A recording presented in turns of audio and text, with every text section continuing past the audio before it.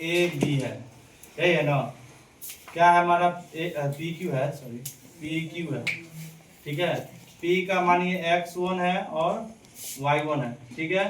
Q है हमारा x2 और y2। इसका मध्य बिंदु यही मान लीजिए, मध्य बिंदु सी मान लीजिए, ठीक है। मध्य बिंदु क्या मानिएगा, सी।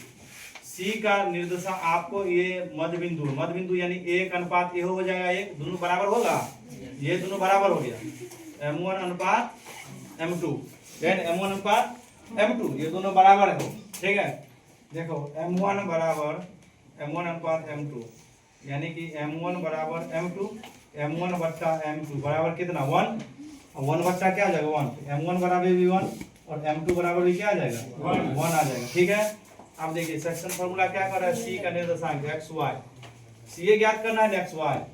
सेक्शन फार्मूला क्या कहता है, ध्यान दीजिए, m2 x1 plus m1 x2 बट्टा में m1 plus m2 comma m2 y1 plus y1 plus m1 y2 बट्टा में m1 प्लस m2, ठीक है।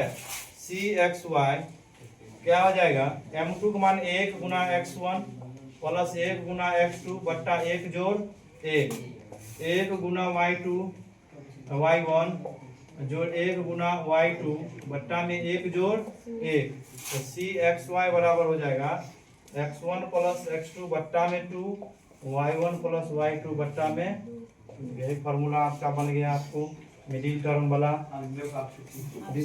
समझिएगा, समझो इधर।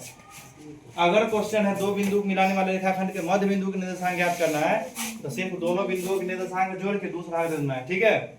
ये देखिए, ये दोनों निर्देशांक जोड़ के दूसरा भाग दे देना, अगला दोनों निर्देशांक जोड़ के कितना भाग दे देना 2 से। एक एग्जांपल समझ लीजिए, जैसे देख लीजिए, ये 2 4 है और ये मान लीजिए क्या है 6 है और 8 है, ठीक है। इसको ए मानिए, इसको बी मानिए, इसका मध्य बिंदु निर्देशांक मान लीजिए पी है, पी का निर्देशांक ज्ञात करना है पी का। तो देखो पी का निर्देशांक ज्ञात करने के लिए क्या आ जाएगा, पी का निर्देशांक 2 और 6 कितना बट्टा में 2 कॉमा 4 और 8, 4 जोड़ 8 बट्टा में 2, ये हो जाएगा पी।